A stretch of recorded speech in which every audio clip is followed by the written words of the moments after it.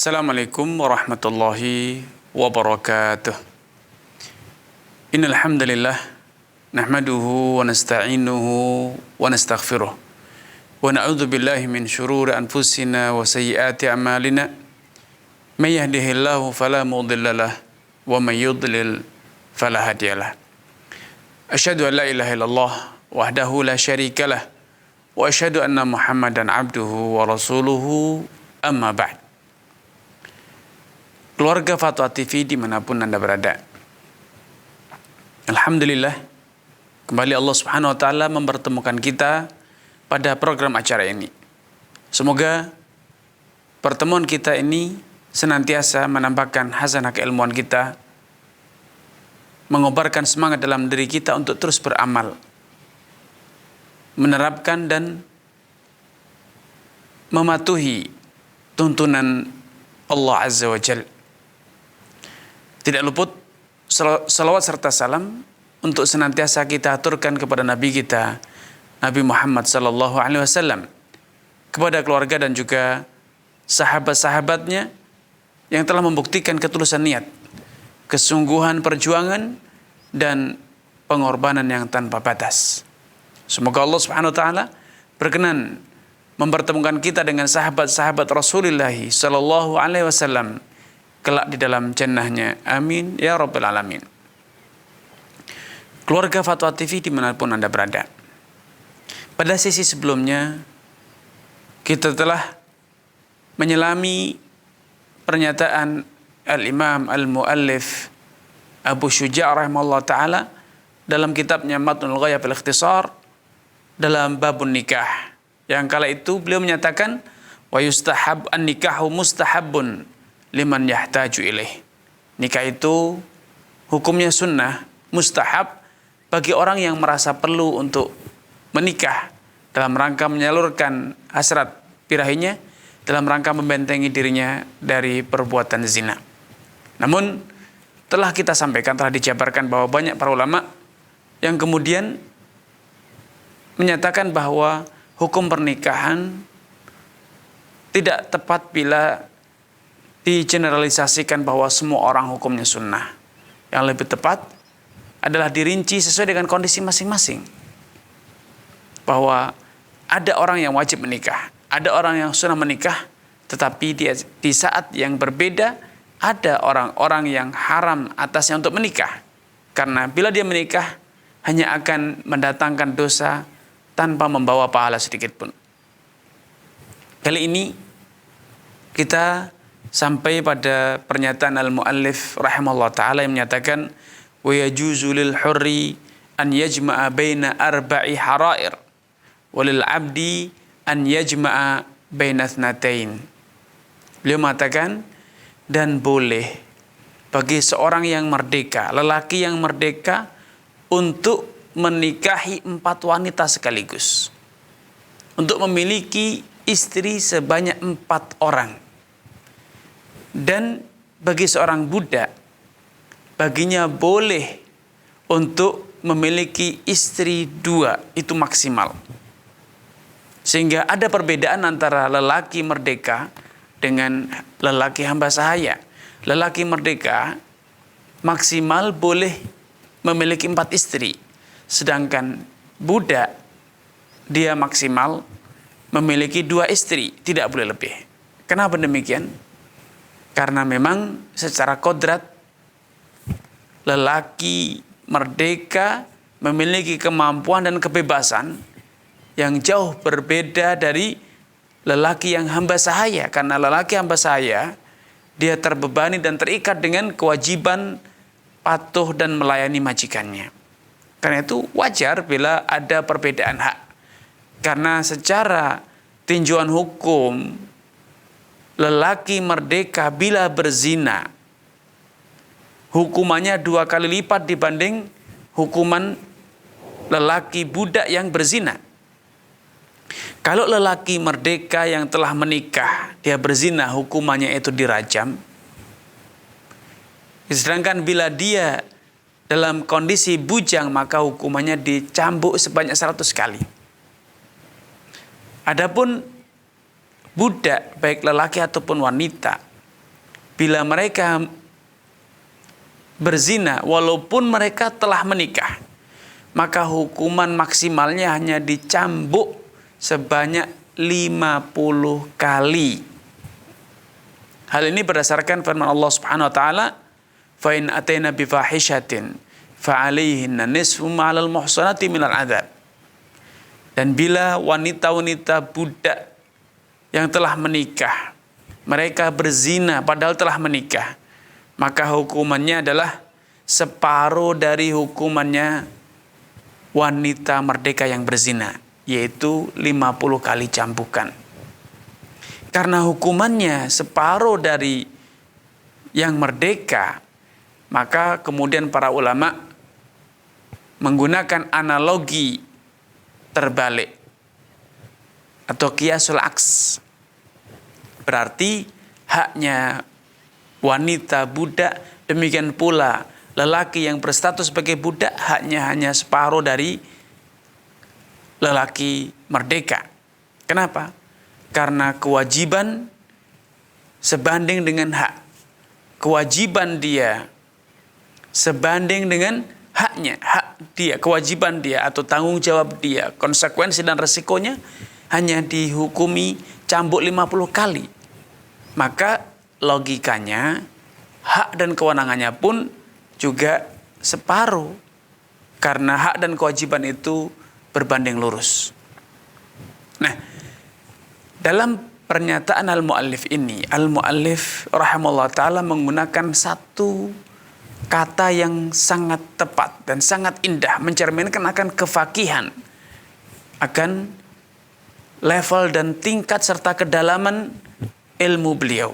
Beliau mengatakan ya juzulil hurri, boleh, ya boleh bagi seorang yang merdeka itu untuk berpoligami, menikahi 4 wanita sekaligus. Redaksi pernyataan beliau hanya mengatakan ya juz, boleh, berarti bukan wajib,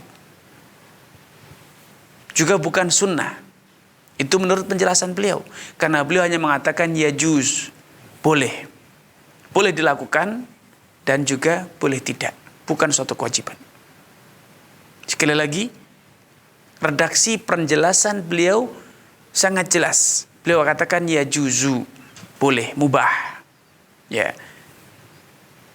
Sehingga di sini dapat disimpulkan bahwa menikah untuk kedua kalinya, ketiga dan keempat, menikahi wanita kedua, ketiga dan keempat, menurut penjelasan Al-Imam Abu Syuja', dan ini adalah mazhab Al-Imam Syafi'i, berbeda dengan menikah untuk kali pertamanya. Karena di awal penjelasan, di awal bab ini, mu'allif mengatakan an-nikahu mustahabun. Nikah itu hukumnya sunnah.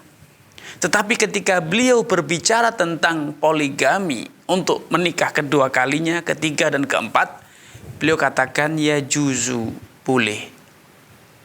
Sehingga dapat kita fahami bahwa menikah pertama itu lebih muakkad, lebih ditekankan, lebih dianjurkan dibanding menikah untuk kedua, ketiga, dan keempatnya. Alias untuk menikahi wanita kedua, ketiga, dan keempat. Istri kedua, ketiga, dan keempat. Karena menikahi istri kedua, ketiga, dan keempat itu ternyata hukumnya mubah. Dan kita semua tahu bahwa mubah itu artinya dilakukan tidak dosa, ditinggalkan juga tidak dosa. Dilakukan tidak mendatangkan pahala, ditinggalkan juga tidak mendatangkan pahala. Itu arti dari kata mubah. Berbeda dengan sunnah. Menikah pertama kali, menikah dengan istri pertama, hukumnya sunnah menurut mazhab Syafi'i. Kalau dilakukan mendapatkan pahala, kalau ditinggal tidak dosa. Walaupun telah disampaikan sebelumnya bahwa yang lebih tepat, pernikahan itu hukumnya sesuai dengan kondisi real yang ada pada masing-masing manusia. Bisa jadi nikah itu hukumnya wajib, bisa menjadi sunnah. Nah, bila persepsi secara pandang para ulama ternyata membedakan antara nikah untuk pertama kali dengan nikah menikahi istri kedua, ketiga, dan keempat. Maka ini menggambarkan tentang dua kedudukan yang berbeda antara pernikahan ini. Pernikahan perdana dengan pernikahan kedua, ketiga, dan keempat. Kenapa demikian? Ada satu alasan yang sangat mendalam yang patut kita renungkan. Pernikahan itu bukan ritual, bukan aktivitas rutinitas yang tidak memiliki tujuan. Tetapi sebaliknya, pernikahan, baik menikah untuk pertama kali atau sudah pernikahan yang kedua, ketiga, dan seterusnya, itu dilakukan dengan tujuan-tujuan yang jelas, tujuan-tujuan yang mulia. Dan yang paling besar tujuannya adalah selain menunaikan ibadah kepada Allah, menjalankan kepatuhan kepada Allah dan Rasulnya, adalah dalam rangka membentengi diri Anda dari perbuatan zina. Karena itu Nabi menyatakan, ya ma'syaras sabab, wahai para pemuda, man istata'a minkumul ba'ah falyatazawwaj. Wahai para pemuda, siapapun dari kalian yang mampu menikah, mampu membiayai menikah atau pernikahan, falyatazawwaj, hendaknya dia segera menikah. Wa man lam yastati', adapun orang yang tidak mampu secara finansial ataupun fisik, fa alaihi bisawm, hendaknya dia berpuasa. Kemudian Nabi memberikan alasan kenapa orang yang belum mampu secara finansial dianjurkan untuk berpuasa. Kata beliau, fa innahu aghaddu lil basari wa ahsanu lil farj. Karena dengan berpuasa engkau akan lebih mampu untuk menundukkan pandangan, dan ahsanul farj, lebih mampu untuk menjaga kemaluan Anda agar tidak disalurkan, dilampiaskan dengan cara-cara yang haram. Rasulullah SAW dalam lain kesempatan juga bersabda, thalathun haqqun 'ala Allahi aunuhum. Ada 3 golongan orang yang pasti Allah akan tolong mereka. Salah satu dari mereka ketika orang itu adalah an-nakihu yuridul afaf, orang yang menikah dalam rangka membentengi dirinya dari perbuatan yang haram. Adapun orang yang menikah kedua, ketiga, dan keempat, maka lelaki yang telah memiliki istri, dia sudah memiliki tempat untuk menyalurkan hasratnya. Dia sudah memiliki benteng yang cukup kokoh untuk membentengi dirinya dari perbuatan zina. Walaupun belum tentu itu cukup. Ya, tetapi kondisi dia tentu lebih ringan. Karena ketika dia terdorong nafsu, berhadapan dengan badai nafsu, godaan wanita, dia memiliki tempat untuk melampiaskan dan menyalurkan hasratnya. Alias ancaman orang yang telah bersuami dari perbuatan zina lebih ringan. Dorongan untuk berzina itu lebih ringan dibanding dorongan yang ada pada diri para bujangan. Sehingga kalau orang yang sudah menikah tetap saja berzina padahal dorongannya tidak begitu kuat, sedangkan dia sudah memiliki saluran yang halal, maka hukumannya lebih berat. Berbeda dengan bujang. Orang-orang bujang atau pemuda-pemuda bujang, karena badai nafsu itu begitu menggebu, dorongannya begitu besar, sedangkan dia belum memiliki saluran yang halal, maka kalaupun dia berzina hukumannya lebih ringan. Karena memang sangat berat untuk bisa mempertahankan diri dari zina. Ya. Rasulullah SAW juga menggambarkan akan fakta ini dengan sabdanya, idza ra'a ahadukum imra'atan tu'jibuh. Kalau engkau melihat wanita yang sempat menghuni hatimu, mengagumkan pandanganmu, menarik perhatianmu, sempat menggoda hatimu, falyarji ila ahli, hendaknya dia segera kembali ke keluarganya. Apa alasannya? Kenapa Nabi tidak katakan segera nikahi dia, segera lamar dia, segera cari tahu alamatnya, segera temui walinya untuk dilamar, untuk dinikahi? Tetapi Nabi memberikan arahan agar Anda segera kembali menemui istri Anda. alasannya sungguh indah. Beliau katakan, fa inna ma'aha mithlu ma ma'aha. Karena sejatinya istrimu, apapun kondisi istrimu, bisa jadi dia sudah mulai lanjut usia, bisa jadi dia sudah mulai memiliki anak, bisa jadi badannya pun sudah mulai gemuk, tidak lagi semampai seperti dulu, bisa jadi kulitnya pun sudah mulai kendor. Apapun alasannya, apapun kondisi istri Anda, Nabi menceritakan, mengkabarkan kepada Anda satu fakta yang tidak terbantahkan. Fa inna ma'aha mithlu ma ma'aha. Istrimu memiliki apa saja yang dimiliki oleh wanita tersebut. Sehingga apapun yang engkau inginkan dari wanita itu bisa engkau lakukan, bisa engkau salurkan kepada istrimu. Walaupun dia sudah lanjut usia, walaupun dia sudah mungkin kulitnya kendor, walaupun dia mungkin sudah gemuk, tidak lagi secantik dulu. Ya, apapun alasannya, apapun kondisinya, apa yang Anda inginkan dari wanita itu bisa engkau dapatkan, bisa engkau salurkan pada istrimu. Sehingga bila dalam literasi fikih Syafi'i, menikah yang pertama saja hukumnya sunnah, maka tentu untuk berpoligami, menikah yang kedua tentu lebih ringan statusnya, tidak seurgen pernikahan perdana. Karenanya wajar bila Imam Abu Syuja kemudian mengatakan poligami itu hukumnya mubah. Ya, walaupun tentu ketika kita membuat satu generalisasi hukum, berarti semua orang pun kondisinya sama, tentu ini kurang tepat pula. Tentu kurang tepat pula. Karena bisa jadi ada laki-laki yang dengan satu wanita, dia belum cukup untuk bisa membentengi dirinya dari perbuatan zina karena nafsunya begitu menggebu, karena kondisi kehidupan dia, pergaulannya yang begitu syarat dengan godaan wanita. Kalau dia hanya dengan satu wanita, bisa jadi dia terjerumus, tidak cukup untuk tidak cukup bekal untuk bisa selamat dari perbuatan zina, untuk bisa selamat dari godaan-godaan wanita. Maka bila kondisi semacam itu, ya tentu akan lebih tepat bila kita katakan lelaki yang terancam, masih tetap terancam dari perbuatan zina bila beristri dengan satu orang saja, maka sunnah bagi dia atau bisa jadi wajib baginya untuk menikah dengan wanita kedua, ketiga, dan seterusnya. Tetapi kalau kita membuat perhitungan secara umum, biasanya atau mayoritasnya lelaki itu kalau sudah menikah dengan satu orang wanita, biasanya nafsunya lebih terkendali, tidak meledak-ledak, dia lebih mampu untuk bisa membentengi dirinya dari perbuatan zina, karena setiap kali dia berhasrat, dia bisa lampiaskan hasratnya kepada istri tersebut.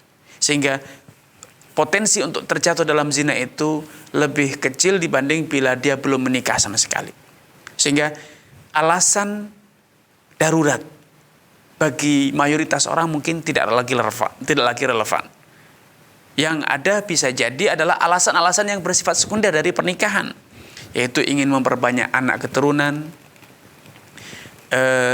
Bisa jadi alasannya adalah karena ingin menolong wanita-wanita yang lemah, seperti yang dilakukan oleh Nabi SAW ketika beliau menikahi para janda. Tujuannya bukan karena Nabi ingin membentengi dirinya dari perbuatan zina, karena beliau kalaupun tidak menikah, beliau tidak akan pernah berzina.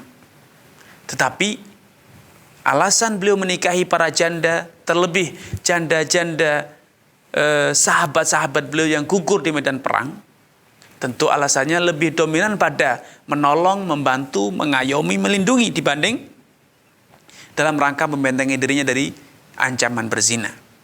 Bisa jadi menikah kedua kali adalah tujuannya adalah dalam rangka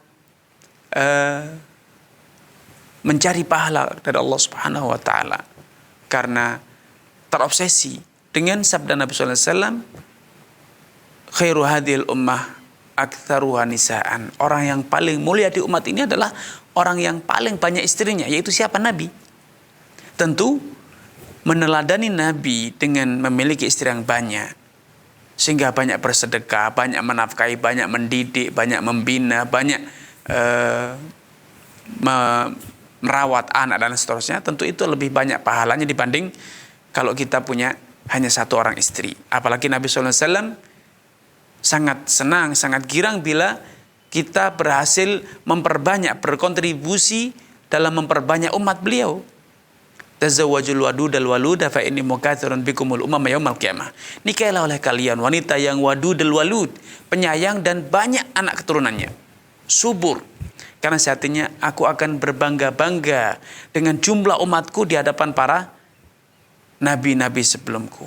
Ya, tentu alasan-alasan yang tadi diutarakan tidak sekuat, tidak seurgen alasan bila Anda menikah karena Anda takut terjerumus dalam perbuatan zina. Karena itu wajar bila memang al-mu'allif rahimahullah ta'ala membedakan hukum poligami dengan hukum menikah. Walaupun sama-sama nikah, tetapi karena latar belakang dan alasannya berbeda, tujuannya berbeda, tentu wajar bila hukumnya pun berbeda.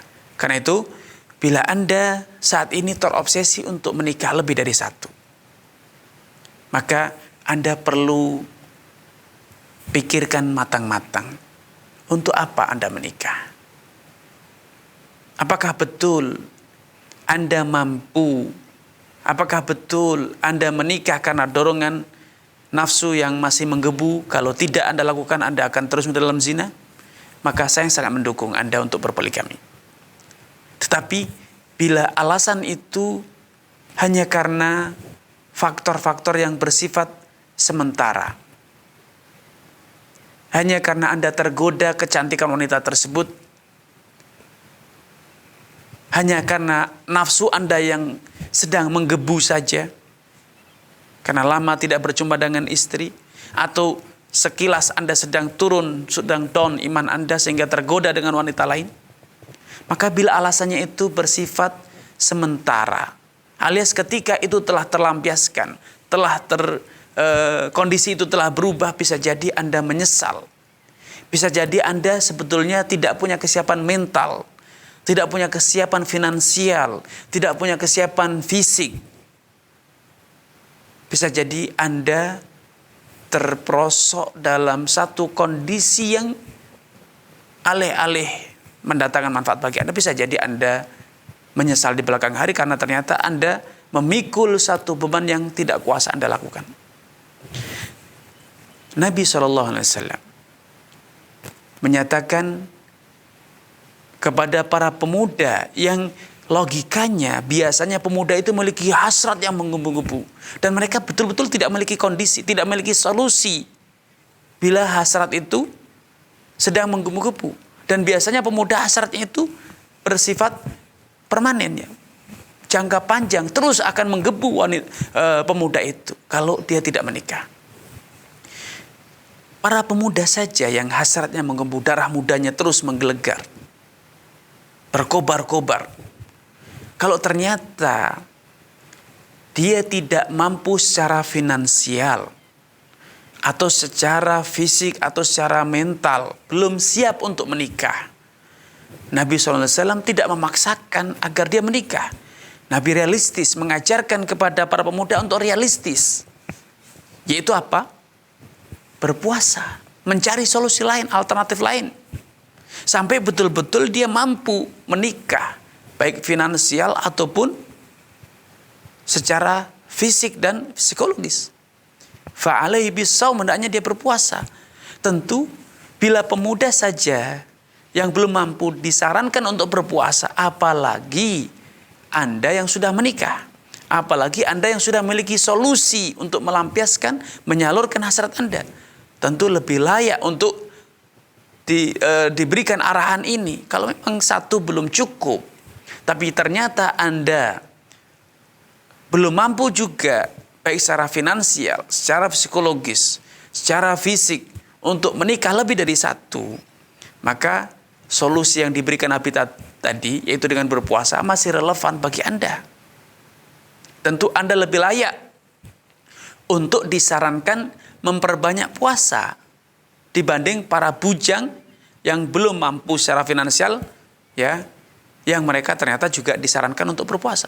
Anda tentu lebih layak untuk berpuasa agar ketika Anda sedang bernafsu, Anda berpuasa, maka nafsu Anda akan terkendali. Dorongan nafsu Anda akan terkendali, terkekang. Selain Anda lampiaskan kepada istri Anda kurangi dorongan nafsu itu dengan cara apa? Dengan cara menikah, dengan cara berpuasa. Sehingga dengan cara ini, poligami itu bisa disikapi dengan bijak secara profesional. Secara profesional, bukan dipaksakan seakan-akan itu satu-satunya solusi bagi yang terdorong nafsu. Padahal belum tentu nafsu itu bersifat permanen. Tapi bila Anda memang memiliki kesiapan finansial, kesiapan psikologis, kesiapan mental, kesiapan fisik, dan memang Anda secara potensi Anda siap untuk mengayomi lebih dari satu wanita, apalagi wanita tersebut memang membutuhkan uluran tangan Anda untuk Anda naungi, untuk Anda bimbing, dan Anda juga memiliki kesiapan secara mental, secara fisik, finansial untuk menafkahi lebih dari satu wanita, menafkahi banyak anak, tentu Anda lebih mulia dibanding bila Anda berpangku tangan saja, memaksakan diri untuk mencukupkan diri dengan satu orang wanita. Ya, tentu kita harus bersikap profesional. Karenanya saya juga kembali katakan bahwa menyatakan secara mutlak bahwa poligami itu hukumnya mubah itu juga kurang tepat. Tetapi akan lebih bijak dan lebih tepat bila kita kembalikan kepada kondisi masing-masing orang. Karenanya saya menyeru kepada keluarga Fatwa TV, kepada saudara-saudara pemirsa dimanapun Anda berada, untuk senantiasa bersikap secara profesional, baik pada pernikahan pertama ataupun pada pernikahan kedua, ketiga, dan keempat.